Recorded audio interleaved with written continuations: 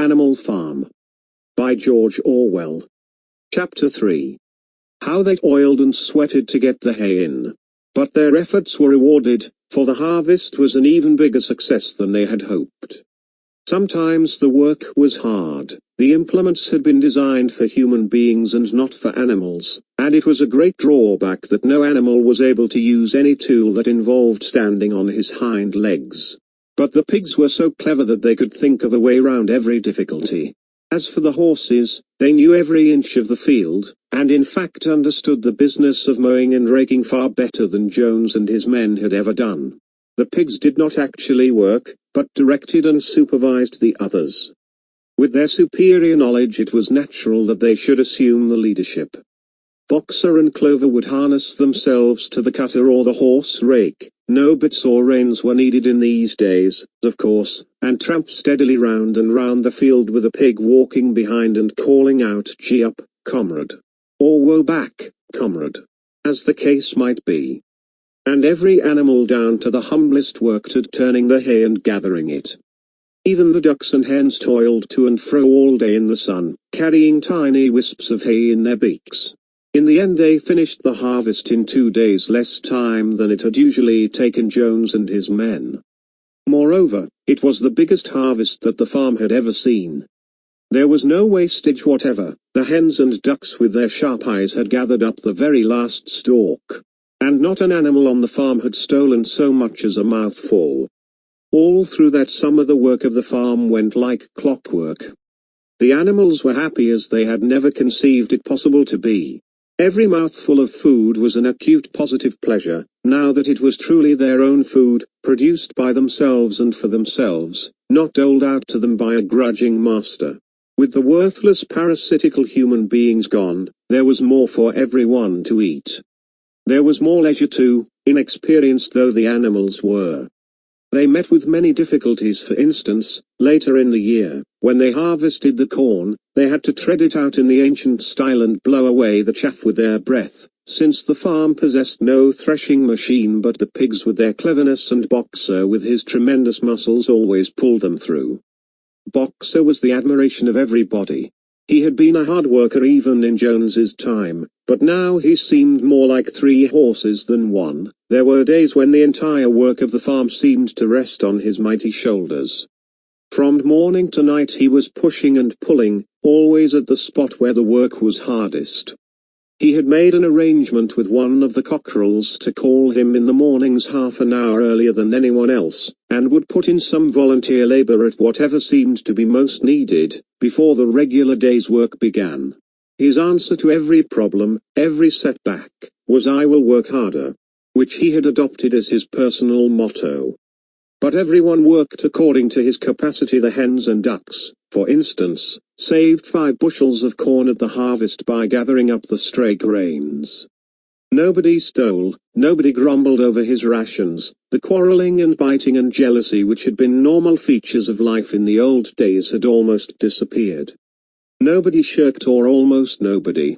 Molly, it was true, was not good at getting up in the mornings, and had a way of leaving work early on the ground that there was a stone in her hoof. And the behavior of the cat was somewhat peculiar. It was soon noticed that when there was work to be done the cat could never be found. She would vanish for hours on end, and then reappear at meal times, or in the evening after work was over, as though nothing had happened. But she always made such excellent excuses, and purred so affectionately, that it was impossible not to believe in her good intentions. Old Benjamin, the donkey, seemed quite unchanged since the rebellion. He did his work in the same slow, obstinate way as he had done it in Jones's time, never shirking and never volunteering for extra work either. About the rebellion and its results he would express no opinion. When asked whether he was not happier now that Jones was gone, he would say only donkeys live a long time. None of you has ever seen a dead donkey, and the others had to be content with this cryptic answer. On Sundays there was no work. Breakfast was an hour later than usual, and after breakfast there was a ceremony which was observed every week without fail. First came the hoisting of the flag. Snowball had found in the harness room an old green tablecloth of Mrs. Jones's and had painted on it a hoof and a horn in white. This was run up the flagstaff in the farmhouse garden every Sunday morning. The flag was green, Snowball explained, to represent the green fields of England, while the hoof and horn signified the future republic of the animals which would arise when the human race had been finally overthrown. After the hoisting of the flag, all the animals trooped into the big barn for a general assembly which was known as the meeting. Here the work of the coming week was planned out and resolutions were put forward and debated. It was always the pigs who put forward the resolutions. The other animals understood how to vote, but could never think of any resolutions of their own. Snowball and Napoleon were by far the most active in the debates. But it was noticed that these two were never in agreement. Whatever suggestion either of them made, the other could be counted on to oppose it.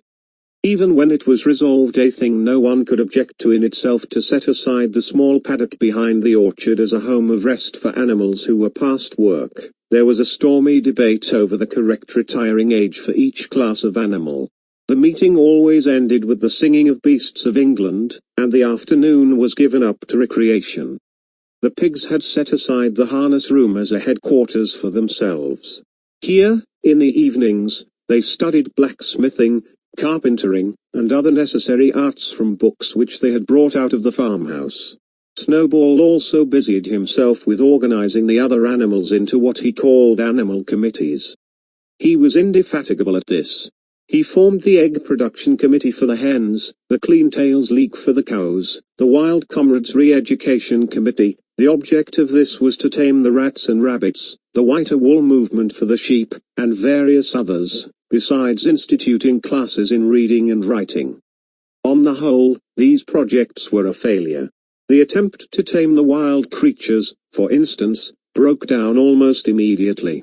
They continued to behave very much as before, and when treated with generosity, simply took advantage of it. The cat joined the re-education committee and was very active in it for some days. She was seen one day sitting on a roof and talking to some sparrows who were just out of her reach. She was telling them that all animals were now comrades and that any sparrow who chose could come and perch on her paw, but the sparrows kept their distance. The reading and writing classes, however, were a great success. By the autumn almost every animal on the farm was literate in some degree. As for the pigs, they could already read and write perfectly. The dogs learned to read fairly well, but were not interested in reading anything except the 7 Commandments. Muriel, the goat, could read somewhat better than the dogs, and sometimes used to read to the others in the evenings from scraps of newspaper which she found on the rubbish heap. Benjamin could read as well as any pig, but never exercised his faculty. So far as he knew, he said, there was nothing worth reading. Clover learned the whole alphabet, but could not put words together. Boxer could not get beyond the letter D. He would trace out A, B, C, D, in the dust with his great hoof, and then would stand staring at the letters with his ears back, sometimes shaking his forelock, trying with all his might to remember what came next and never succeeding. On several occasions, indeed, he did learn E, F, G, H, but by the time he knew them, it was always discovered that he had forgotten A, B, C, and D. Finally he decided to be content with the first 4 letters, and used to write them out once or twice every day to refresh his memory. Molly refused to learn any but the 6 letters which spelt her own name. She would form these very neatly out of pieces of twig, and would then decorate them with a flower or two and walk round them admiring them. None of the other animals on the farm could get further than the letter A. It was also found that the stupider animals, such as the sheep, hens, and ducks, were unable to learn the 7 Commandments by heart.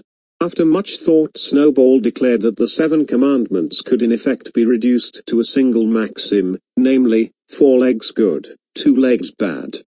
This, he said, contained the essential principle of animalism. Whoever had thoroughly grasped it would be safe from human influences.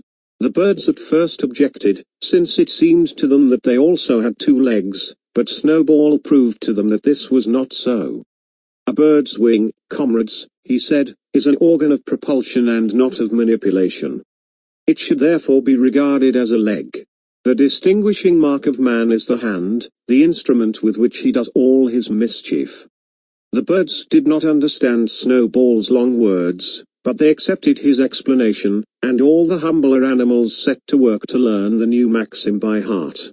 4 legs good, 2 legs bad, was inscribed on the end wall of the barn, above the 7 commandments, and in bigger letters. When they had once got it by heart, the sheep developed a great liking for this maxim, and often as they lay in the field they would all start bleating 4 legs good, 2 legs bad.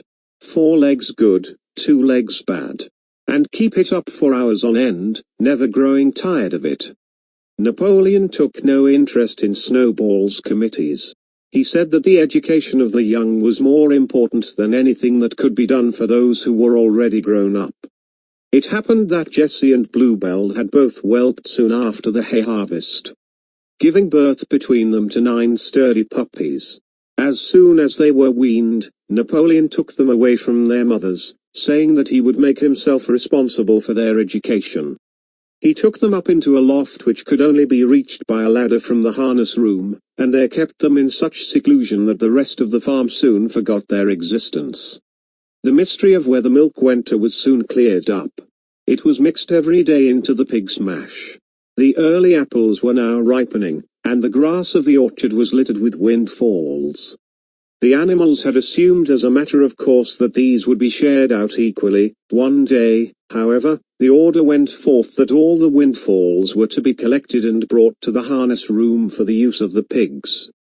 At this some of the other animals murmured, but it was no use. All the pigs were in full agreement on this point, even Snowball and Napoleon. Squealer was sent to make the necessary explanations to the others.